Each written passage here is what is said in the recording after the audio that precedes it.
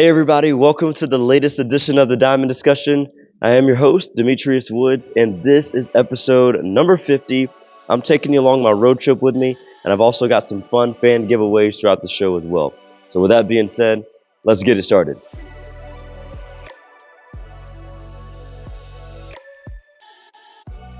Welcome to episode number 50. We are finally here. I know I've built this up over the last few weeks, last few months even. I know I was really pumped about this because I wanted to wait until I got on this road trip. A lot of you have asked me about some of my adventures and some of my trips and what for. So here I am. I'm telling you about it. And right now at the recording of this show, guys, I am in Toronto, Canada, believe it or not. And I know this may not be a big deal to some of you guys because some of you guys live up north here in the States. However, this has been a place I've always wanted to visit. For whatever reason, it's one of those places as a young kid you feel like is so far away as a small town kid in Georgia, rural Georgia that is. And so anyway, all that to be said, guys, I am standing in Toronto, Canada right now, and I'm so pumped to be here. We're actually about to leave out here in the next few hours and head down to Buffalo, New York, and I'll explain why we're heading down there here in a bit. However, as I take a breath, I know I'm excited about this trip, so let me slow down. All right, I'm gonna slow down. I'm gonna give you guys 5 questions to answer. All right, and really, it's first come, first serve. All right, I'm gonna give you 24 hours. All right, after the release of this show, which is Thursday at noon. Right, so by Friday at noon, I'm gonna shut off the DMs. All right, and you have to DM me the answer. You can DM me personally. All right, or you can DM the Diamond Discussion the answer.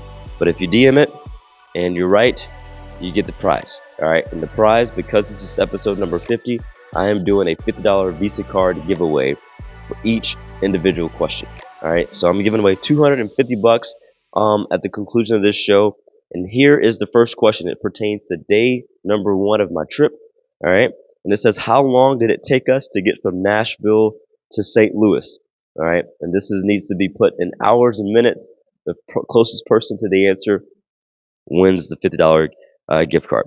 Day number 2, what player scored the first goal in the Chicago Blackhawks versus Colorado Avalanche game that night? All right. Day number 3, what random zoo animal did I meet for the very first time? And guys, this is kind of cool. I wish I could tell you the answer right now. I shouldn't even made this the question because I want to tell you the story. However, this will be pretty fun story. I'll tell it next show. All right, day number 4, opening day attendance for the Tigers game. What was that number? And this is easy to look up, really. All right, Detroit Tigers. What was the opening day attendance there? And then day number 5, what page number of my daughter's passport did she get stamped? All right, that's day number 5.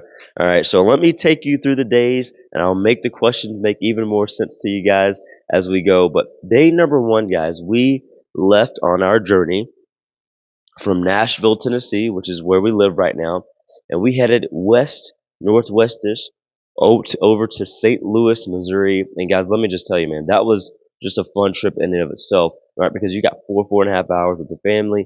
We're all pumped up, and you know how you feel at the beginning of a trip. Everybody's jazzed up, ready to go. Nobody went to sleep. Like we're ready, and we're pumped up, and we're excited. We get to St. Louis. Now, mind you, we've been to St. Louis before. However, coming across that bridge, man, going into St. Louis, if you've never been, and if you're a fan of like just buildings and just monuments and things that have historical significance, let me just tell you, man, looking at the arch, all right, the gateway to the west, they call it, right there in St. Louis, as you come across that bridge, it's just a sight for sore eyes. I'm telling you right now, it was absolutely beautiful and something to go visit, because even looking at it from the bridge is amazing, but just imagine standing underneath that thing, and it's like, I don't even remember how tall it is, but it's massive. It is massive, and so it's just one of those, man. If you're a believer, if you've got some faith or whatever, one of God. I know it's a man-made thing, man, but just look, in God's got his handprints on it, no doubt about it. So anyway, that was really dope to be able to go see. We get checked into our hotel, we go visit the arch, and then we head straight to a hockey game. All right, so this is a hockey tour. All right, and with a little bit of baseball sprinkled into it as well, but mainly this is a hockey tour. My wife has become a big fan of the sport, which I absolutely love it a lot because, for me growing up, I was an athlete, right? I played sports.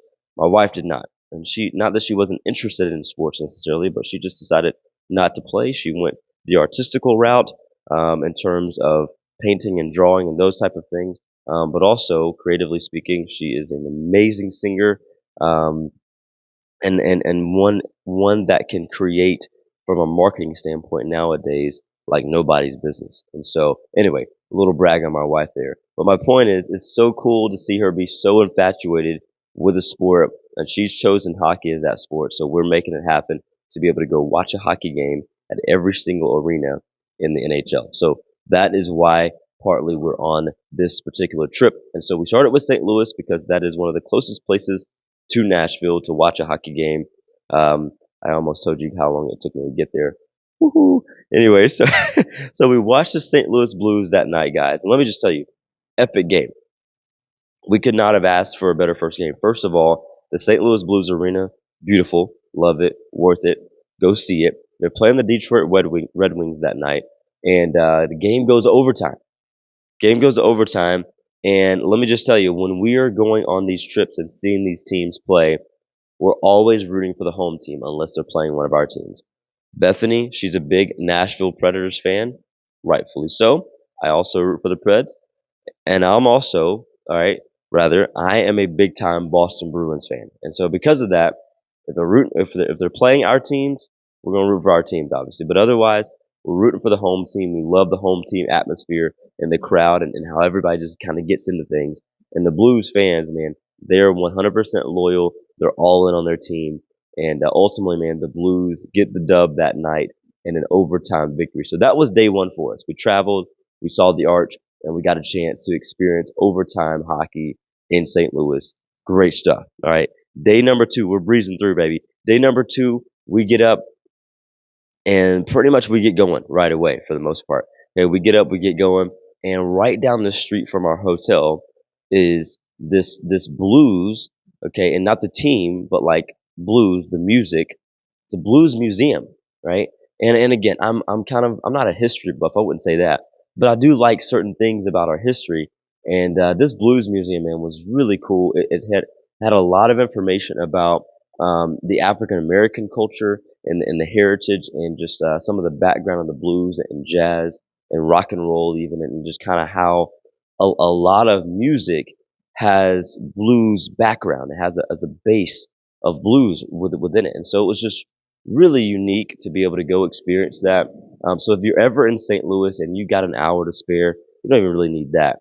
Half an hour to an hour or so to spare, and you like music and you like to understand where it comes from and where it derives from, if you will, go to the Blues Museum. 1,000,000% worth it. Okay. So we get up that morning, day two, and we go to the Blues Museum, and then we head out on our journey to Chicago, where we're going to go and watch the Chicago Blackhawks hockey game that night. So night one, we're St. Louis Blues. Night two, Chicago Blackhawks. But on the way there, all right, we have to go pretty much. So we're kind of in. I think uh, we're on the west. Yeah, we're on the west side of Illinois, coming from St. Louis, right? So we've got to go up and up through Illinois, right, to get to Chicago.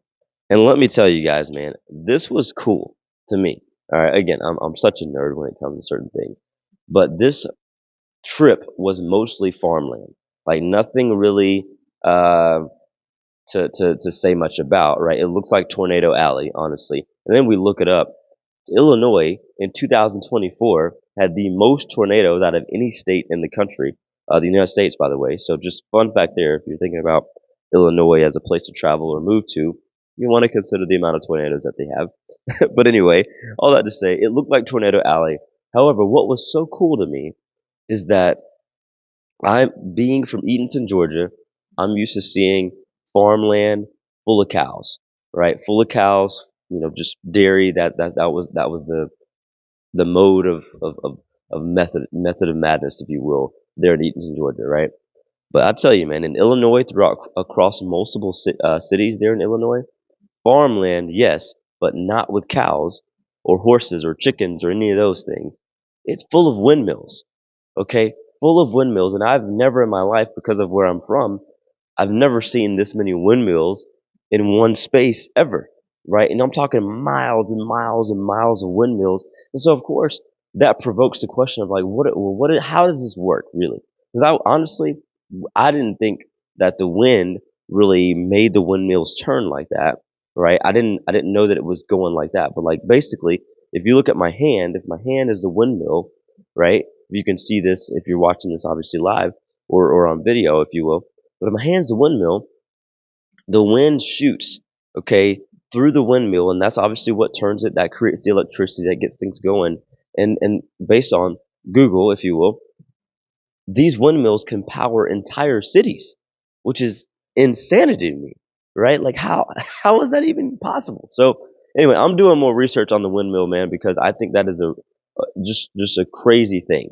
And of course, we kind of go down some rabbit holes about it, and some other fun facts about the windmill that I won't mention right now that are kind of goofy and off base. But anyway, all that to say, if you want to see some windmills, go through rural Illinois because that's where you got to go to see it. All right. Anyway, so we get to Chicago.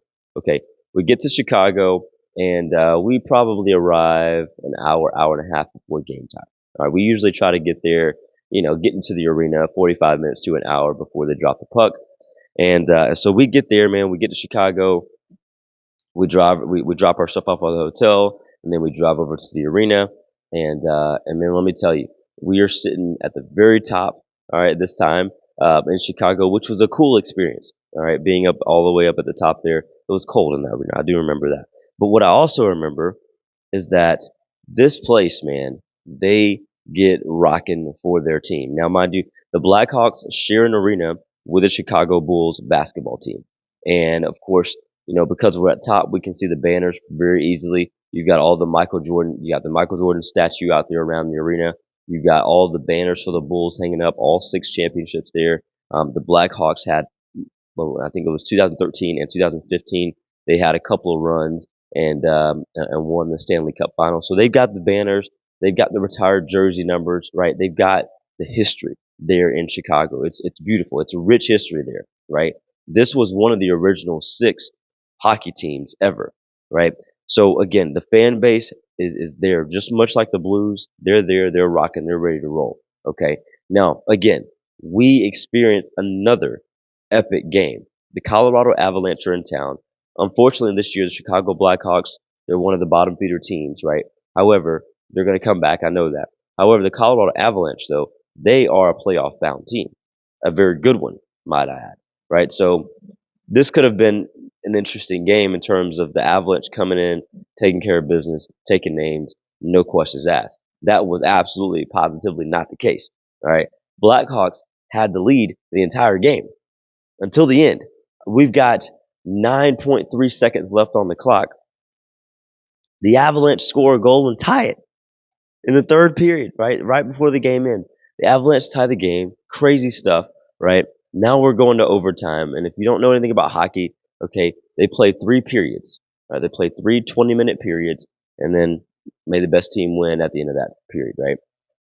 But if that's not the case, they go to overtime. They play a 5-minute overtime. They have less men on the ice. All right. Normally you play 5-on-5 plus a goalie. All right. In overtime, you play 3-on-3 plus your goalie. Right. And now you got more room for offense, and of course if you slip up, like it's tough because now the other team's on a breakaway pretty quick. So overtime is built for offense and just fast paced action back and forth. All right. So with that being said, we get to overtime. 5 minutes go by, nobody scored. So what that means now in the NHL is we're going to shootouts, and this is just a mano-y-mano, me versus you. Knockdown drag out, if you will. Okay. So you take your best 3 shooters and the other team's best 3 shooters, and you're 1-on-1 back and forth with the goalie. All right. You score, you score, you score, you score, or not, or not, or not. Right. So they're going back and forth. The Blackhawks score a goal. I think both teams, excuse me, the Blackhawks miss their first goal, right? First shootout. The Avalanche make their first one. So now it's 1-0. Both teams go again for the second time, right? Blackhawks tie it. Avalanche miss. Third time around, Blackhawks miss, right? So now it's 1-1. It's first team with 2 shots wins the game, and man, the Avalanche walk it off as the road team at the end of the shootouts there. But that was I've never been a part of a shootout like that in hockey in person, and so that was really cool to be able to see that unfold and develop there, man. So although the home team lost, it was just such a fun atmosphere, such a fun environment. The fans were electric. The vibes were great. Food was good. Of course, we had to dive in and get some Chicago deep dish pizza while we were in town, and 100% worth it. So anyway, day three, I'm getting long with it. I apologize. Day three, though, we head out. We leave Chicago, heading up to Detroit. Now, before we leave out of Chicago, I told you earlier, my wife, very creative mindset, just super into the arts, so much so that she studied art in college at Georgia State when we were there. And so before we leave Chicago, we go by and we visit the Art Institute of Chicago. And guys, let me tell you, I am not a big time art guy, but I am a big time, historical guy. I like history. I like to know where things come from and whatnot, right? Yo, and I'm about to name drop as if I know everybody personally or something like that. But in this museum in Chicago, you've got Claude Monet work, you've got Vincent van Gogh work, you've got all the other big names that you could possibly think about. All right, in the artistical world that has created something big time, it's there. So the Art Institute of Chicago, right on South Michigan Avenue, worth it. 10 times over again. Worth it. Even coming from a person who is not really that into it, it's worth it to go to. This place is big. I think to get to see the whole thing, you need a couple hours. It's massive. It's massive. So anyway, we go to the art museum, man. We also visit the Cloud Gate, which is the big silver bean looking thing there in Millennium Park. Some people don't know about it yet, but it's kind of become maybe a tourist staple, I guess, if you will. To visit Chicago, you got to visit the Bean or Cloud Gate as well. But anyway, man, Chicago, we've been here for before. We did our anniversary there a couple of years ago, and it was just great time to go out and sightsee. There's so much to see there in Chicago, so much to eat, and just so much to soak in, man. Like this freaking city is awesome. And if you don't know much about the old Chicago fire that took place, I think it's worth reading about, looking it up, and just getting an opportunity to take yourself through the city. I do recommend the river tour there in Chicago. Like, if you got it, you should have a good tour guide, hopefully, and he or she will let you know all about the history of the city and just the architecture of the buildings and kind of how they design things on purpose to be what it is today. So anyway, just trip down history lane there for the great city of Chicago. All right, so we're on the way to Detroit, and to get to Detroit, Michigan, we've got to go through Indiana. Okay, so part of this journey right here is taking you through a lot of little small towns, right? We're on the interstate there, and there's not much to see. Okay, but Bethany, my wife, she looks over and she's looking at the map. She's like, man, I see Lake. We're kind of following Lake Michigan, but we can't see it, right? So I'm like, well, let's get off, right? Let's get off the interstate. We don't really have. We're not rushing into a game today. This is day three, so this is more of a travel day and kind of whatever, do whatever. So we get off. We get off the interstate, and we decide to find this little road that follows Lake Michigan. Right? We don't know how long it's going to take, but we've got time to kill. Right? So we start following this road, and then we notice there's a zoo. Right? We like the zoo. Our daughter Aubrey likes the zoo. We're like, we haven't been to the zoo in a while. Let's go to the zoo. Okay? It looks like a very small, quaint zoo on the map. Right? But let me tell you something, guys. This is about 3 p.m. when we arrive. The zoo closes at 4, so we're like, cool. We got an hour to kill. Right? We got an hour here at the zoo. Let's hang out, see some animals, whatever. We get to the zoo, and I'm trying to see how many times I can say the word zoo in this segment. But anyway, we get there, and we immediately go to the petting portion of the zoo, right? We got some goats, we got some other things, some horses, some little ponies, whatever. Right? Cool stuff. All right.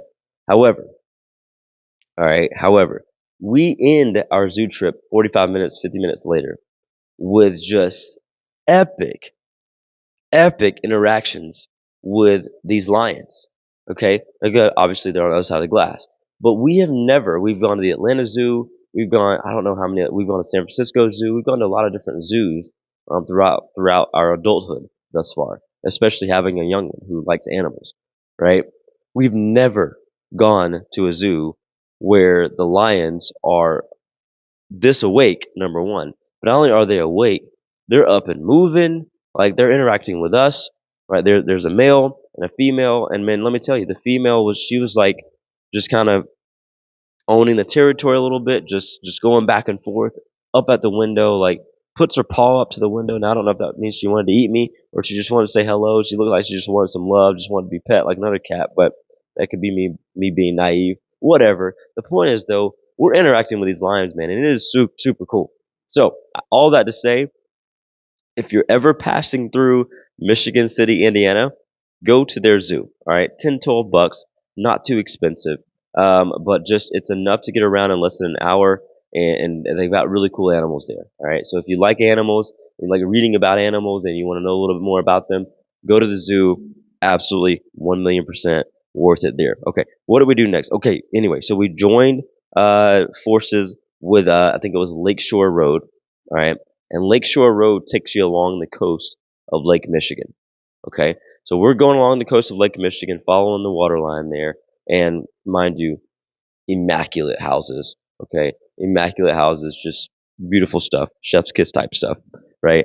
So anyway, all these places have a view. There's some beach there and whatnot, but I mean, I read like that part of Lake Michigan is like, I think in the summer it gets up to 76 degrees, which is a little too cool for me in the summertime. I will say 76 is not that cold, obviously, but I needed to be getting into like 80s and 90s. That's what I like to do. If I'm gonna go to the beach, it needs to be getting the 80s and 90s.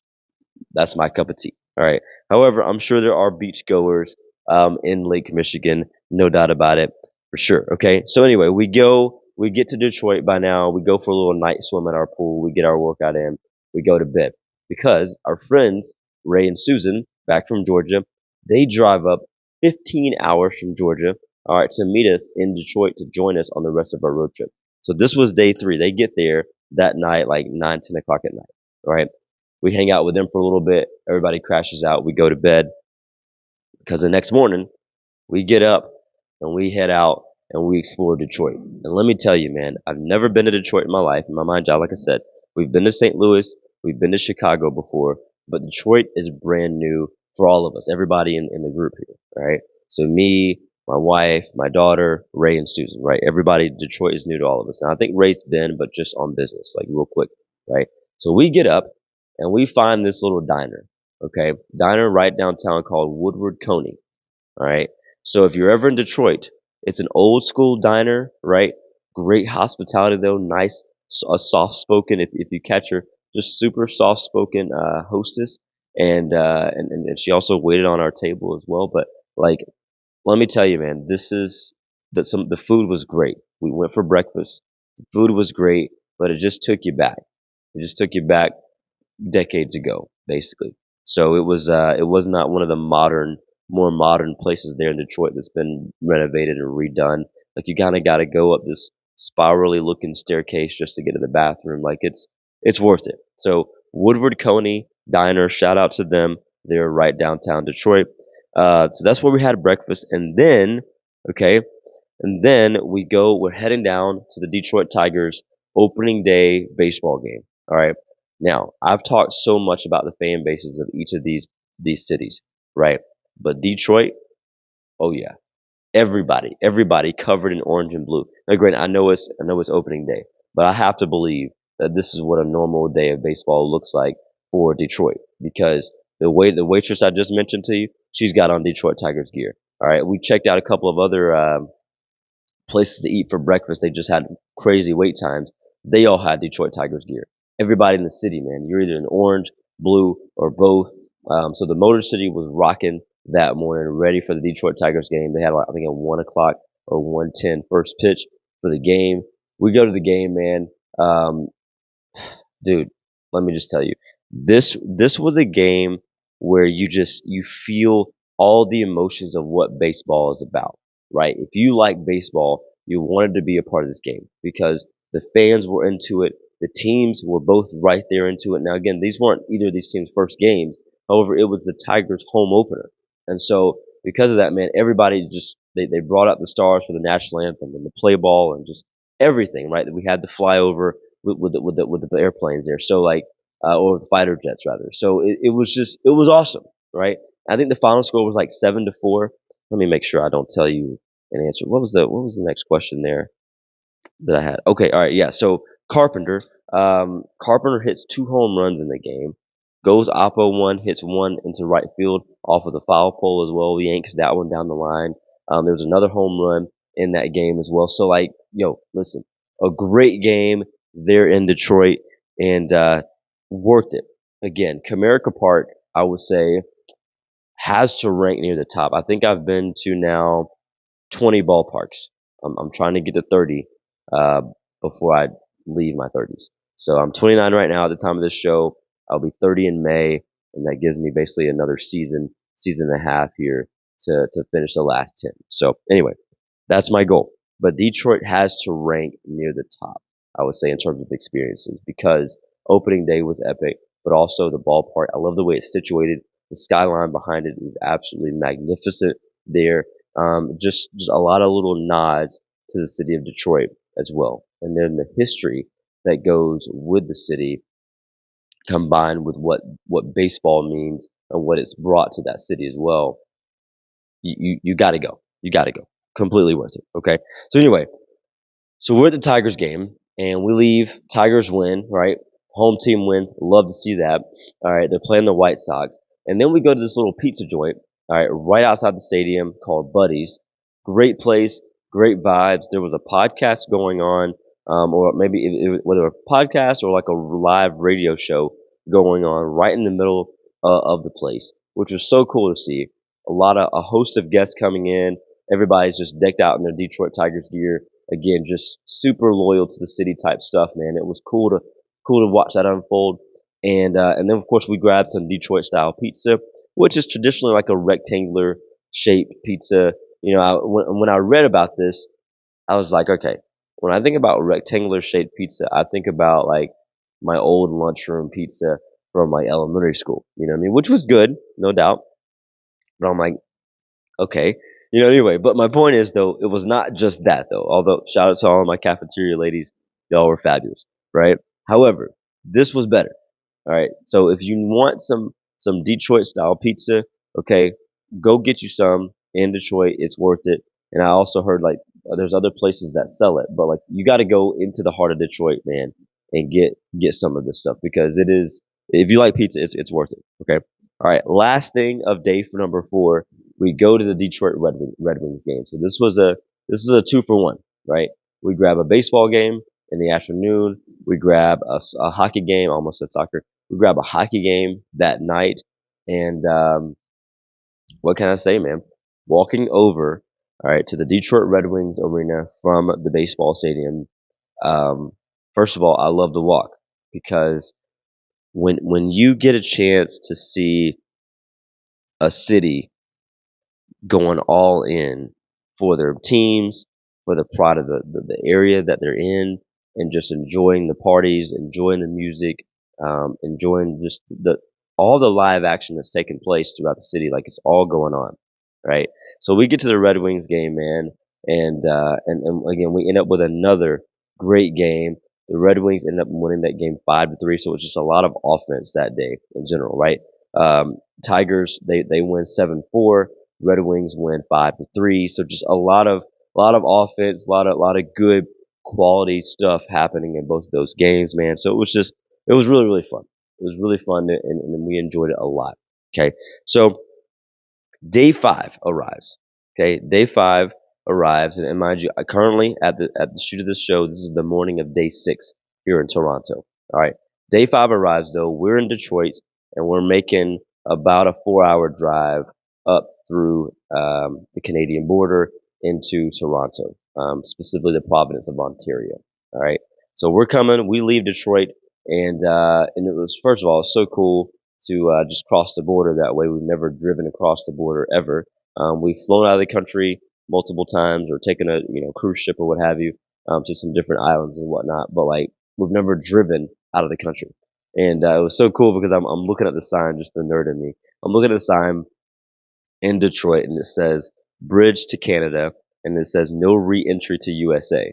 Right, so I'm like, "Ooh, that seems a little intense," but we've reached that point of no return, right? So anyway, so we get to that point, man, and it's really cool, and we stop, and the border agent, she's super nice. Um, have a conversation with us, talks to my daughter in the back seat, like super cool. We get through there, no problem, no big deal at all, right? So we're driving, man. We're driving to Ontario. It's a little rainy, foggy, whatever. We see some more windmills, right? Crazy. We see some more windmills, but we get to Ontario, man, and we immediately go to the Royal Ontario Museum because I'd heard that this is the biggest, the largest rather, museum in Canada, and it's all about the natural arts, the natural just history, and just the cultures, the different backgrounds, if you will, of people. So whether it's Africa, Australia, Asian, Pacific, American, Canadian, French, Italian, everything, right? All the cultures just together in one, right? Then it also has a lot of action about the Cretaceous period when the dinosaurs roamed the earth, right? So the whole level number 2 was designated towards the time that the dinosaurs were here. This was just a one level of the museum, and I think it may very well have been the best dinosaur exhibit I've ever seen in my life, right? And we've been to quite a few because my daughter loves dinosaurs. She's loved dinosaurs since she was like 2 years old. So we've made it a point to go and learn and educate ourselves about dinosaurs. And Aubrey, she knows lots of the names of dinosaurs at this point and whatnot. But anyway, all that to say, like, this museum, worth it again. Like everything I've done on this trip has absolutely been worth it. So I'm no X's on this trip whatsoever. Okay, we go, we have lunch, we have some Chinese actually, right downtown Toronto. Go to this Paris baguette. I think Paris baguette may not be local to Toronto. I think it's in a different place. I think you can find it in the States as well. But either way, grab donuts there, some pastries and whatnot. Have a good time with that, and then come back to the hotel. We rest a little bit, and we're getting ready. We're getting ready for the Toronto Maple Leafs game. Let me tell y'all, man, we sat at the Toronto Maple Leafs game, and I think of all the fan bases that we've seen thus far, St. Louis, Chicago, Detroit, and now Toronto, I'm going top two. Toronto's top two. I'm not going to tell you who number one is, but I'm going top two because this fan base, they have the Toronto Raptors basketball, NBA basketball team, and then they have the Toronto Maple Leafs.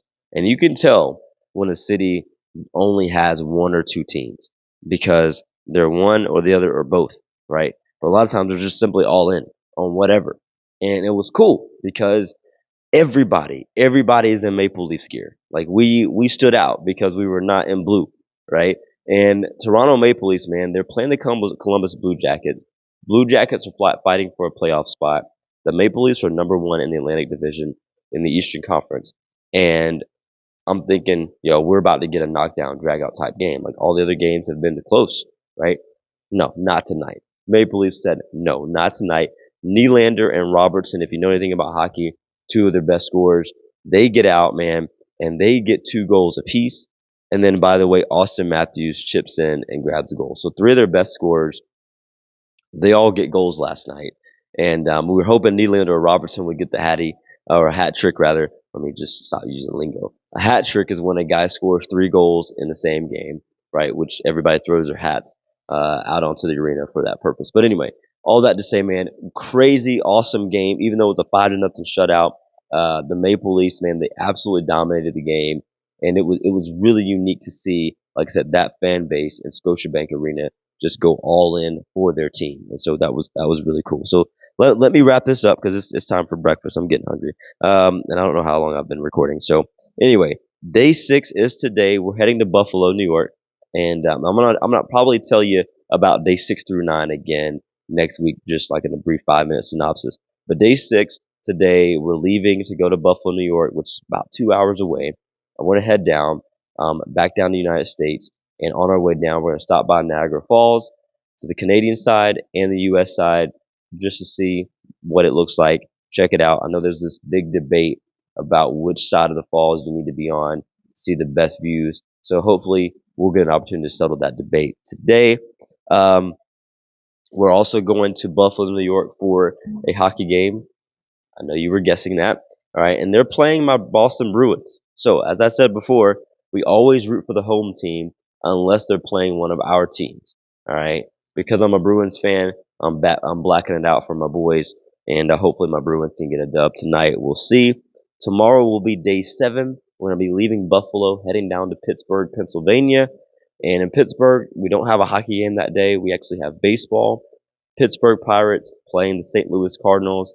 And as far as I've been told, man, PNC Park there in Pittsburgh is like top 5 as far as places to watch a baseball game. So I'm really pumped up about tomorrow, or excuse me, 2 days from now, rather, day 7 there in Pittsburgh, because I want to see that come to fruition, and I want to see what Pittsburgh is all about in terms of their atmosphere of a 4 baseball game. So I'll be able to share some information with you on that as well. Okay, day 8. Day 8 is actually when we part ways with Ray and Susan. They're going to be heading back home, and so they'll be heading back to Georgia, and so we're going to actually be heading to Ohio. We'll actually also be heading towards our house, back to Nashville, Tennessee, and so on the way from Pittsburgh to Nashville, we're going to make a pit stop in Columbus, Ohio, and we'll get to see the Columbus Blue Jackets again, and we'll actually root for them this time because they'll be the home team and they'll be playing the Ottawa Senators, and so we'll get to see them and watch them there in Columbus, Ohio. And then we will make our journey on day 9 back to Nashville. We got about a 5.5-hour drive from Columbus, Ohio, back to Nashville, Tennessee, and that will complete our 9-day journey from Nashville all the way back to Nashville, with about 7 different cities in between. So anyway, guys, that is it. That is my journey. I hope I haven't bored you to death with all my history stuff. But I know a lot of you have been really, really into this, so I know I'll get some really good feedback on that front. But guys, we're gonna wrap this show up because, like I said, I'm hungry and I'm ready to rock and roll, man, and get started with the rest of this trip. We're pumped to see Niagara Falls today, so I'm gonna let you know how that goes. But with that being said, let everything you do be done in love, because that is truly what makes this beautiful world go round, guys. And what I'll say on that front as well, before I wrap up, is what I have found. I sat here in Toronto at the hockey game last night, and we've got some turmoil between the United States and Canada right now, politically speaking, government-wise, all that jazz. But what I've noticed though is that the kindness amongst our people have not wavered. Right? There was some boos for the U.S. national anthem, right? Whatever. However, I'm sitting next to a guy who's got season tickets. He lives 20 minutes north, or 20 miles rather north of Toronto. And we're having good conversations about the entire game, right? I'm an American. He's a Canadian. And every stop along the way that we've made, restaurants, hotel staff, whatever, Canadian culture, beautiful. Love it. I appreciate it. And I appreciate the kindness of that. But on the other side of it, I appreciate the kindness of the Americans who visit this great city and this great country in and of itself, right? Because that's us still supporting Canada, right? That's us saying, hey, yes, we love you, we support you, right? And that's us continuing to lock arms as one. And although we all have different backgrounds, we have different nationalities, right? We're born and raised in different countries. Humanity is still humanity, and you still get an opportunity to love one another. That's a choice you get to make. And so what I would say to wrap the show up today, just a little bit different than I always do, but the same message, is to simply choose love. Thank you guys so much for tuning in, and we'll catch you next time.